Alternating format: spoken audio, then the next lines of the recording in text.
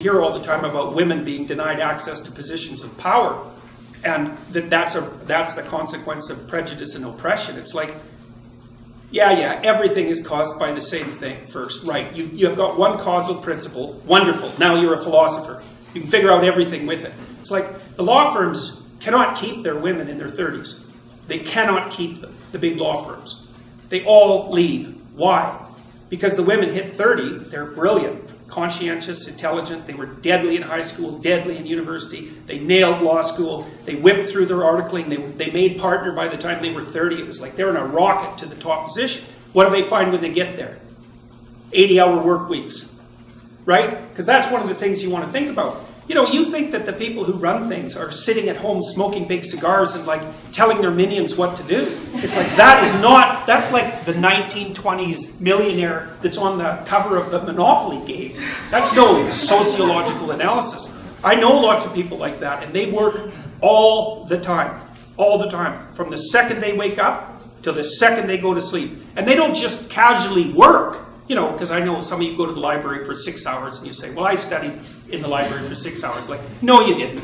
You studied for half an hour. And you had coffee and you looked through Facebook and, you know, you went home and you said, well, I studied for 6 hours, and you're happy about it. But you know bloody well you didn't. Partly because you can't. You know, I can only read for about 3.5 hours till I'm done. And I'm pretty good at it. So these people who are running things, there's corrupt people, obviously, but the vast majority of them, first, are self-made, and second, they're so bloody efficient and smart, you cannot believe it. And they work 80 hours a week. And most of them happen to be men.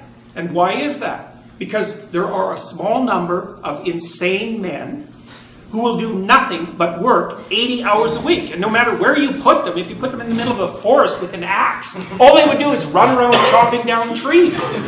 So the issue isn't, why aren't there more women in positions of power? It's, why are there any men insane enough ever to occupy those positions? You know, because we also know, and the data on this is very clear, what's the relationship between money and well-being? Once you have enough money to keep the bill collectors from your door, so once you have enough money to stave off misery, which is sort of lower middle class, something like that in our society, maybe a little lower than that, extra money does not help you. It does not improve your life. So why bother with it? Well, that's what the women in the law firms think. It's like most of them, by the time they're in their 30s, are married. Almost all of them are married to men who make as much money or more than they do, because that's what women go for cross-culturally. 4 to 5 years older, equal or higher in the socioeconomic status. So their husbands already make $350,000 a year. It's like they think, well, I don't need much more money. The men use money to keep track of the competition, by the way, because all the male lawyers that I talk to are usually real hard-ass guys, really low in agreeableness, really high in conscientiousness, like conservative types, low in openness as well. And they want to win. And the reason they care about their damn bonus at the end of the year isn't even so much because of the money, it's because they got a much bigger bonus than the other son of a bitch sitting beside them, and they're happy about that. So there's a real brass knuckles competition that drives these sorts of things. But we get things backwards so often in psychology and in sociology. It's not why there aren't more women in positions of power. It's, why do any men want those positions?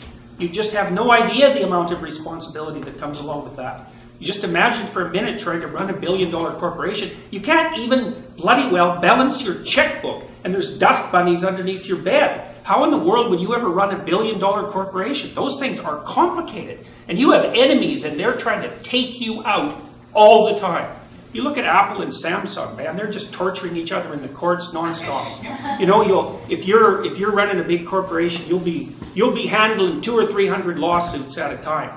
And that's just nothing compared to the complexity of what you actually have to do. Stay on top of the technology, constantly interact with your large customers, travel all the time because you have to maintain the relationships.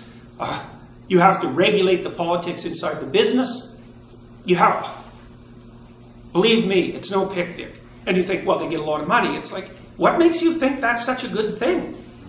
You know, like if you're half crazy and you have a lot of money, you're going to be crazy a lot faster, I can tell you that, because it frees you from all sorts of constraints. You know, we know the data on lottery winners. They're no happier a year later, and some of them are done. especially if they had like a bit of a cocaine problem to begin with, because, you know, being broke stops you from dying if you're a cocaine addict. You get enough money and away you go. And you think to yourself, you know, you've got all sorts of bad habits and weirdnesses. If somebody dumped an infinite amount of money on you, what makes you think you wouldn't unravel completely? It's highly probable. So anyway, so back to these women. You know, what they do when they're 30 is they look around and they've hit partners, so they've hit the pinnacle of their profession.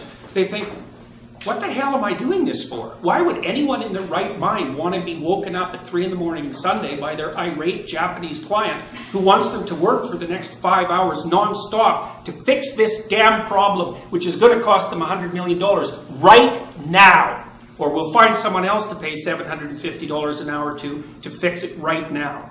And you think, well, that's, you know, a masculine form of value, because that's one of the criticisms. If the law firms just adopted a more feminine structure of value, it's like, what kind of bullshit is that? The reason that you get up at 3 in the morning on Sunday to talk to your Japanese client who's freaking out about their contract is because if you don't jump the hell up and do it right now, there's some starving associate who's unbelievably ambitious in New York who will pick up the pieces in 0.2 of a second, and they're smart and aggressive and they'll take you out.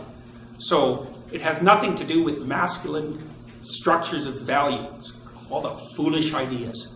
And you know, it's not just law where this happens. You know, we know, for example, that female doctors work far fewer hours too. So the more female doctors you have, the more doctors you have to have. And I'm not complaining about women's priorities. I'm not saying the women are wrong. Not at all. It's like the older I get, the more I understand that marriage and family are of primary importance. And the more I see women in particular, you know, they hit 35 or 40 and they're not married and they don't have kids and they are not happy. Because what the hell are you going to do from the time you're 40 till the time you're 80? You got no family? You got no relationships? What are you going to do? Go run your company. Yeah, well, if you're 1 in 1,000, that'll satisfy you. So you bloody well better make sure you're that 1 in 1,000, and you're probably not, because those people are rare. So then, because Dr. Peterson, one of the natural responses to what you just said would be, okay, well, the priorities are, it's a rigged game because only women are the ones who are able to procreate. So what do we answer to that? Of course it's a rigged game. Obviously it's a rigged game. Women have complicated lives and the pill has made them more complicated. Well, that's not, I wouldn't say that exactly because, you know, 100 years, in 1895, the average person in the Western world lived on $1 a day in today's money. Okay, so those people worked so hard and slaved away to such a degree that you can't even imagine it, and all their kids died, right? So the death rate among kids below 5 was beyond comprehension. And so, like, women had a terrible time of it, and well, so did men. They got to be coal miners and soldiers, because that wasn't exactly entertaining, you know. So life was very, very, very, very, very hard before we got rich, and we're rich. Even those of you who are in this class who think you're poor, it's like, oh, no, you're not. You're in the top 1/10 of 1% by historical standards, and probably there by current world standards as well. Of course, you can just compare yourself to the few people who are richer than you and feel sorry for yourself. But that's pretty pathetic in my estimation. So it's certainly historically uninformed. So yeah, women have it rough, obviously. Now, there's other things to consider. You do live 8 years longer.